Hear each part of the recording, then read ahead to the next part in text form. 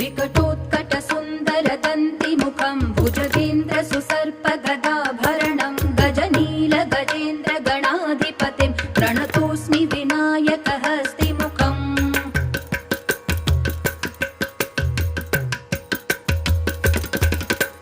सुरसुरगणपति सुन्दरकेशं ऋषि गणपति यज्ञसमानं भव भव गणपति पद्मशरीरं जय जय गणपति दिव्य नमस्ते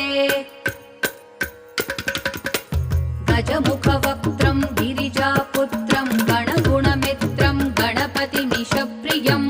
गणपतिमीशप्रियं गणपतिमीशप्रियं करधृतपरशुं कङ्कणपाणिं कबलितपद्मरुचिं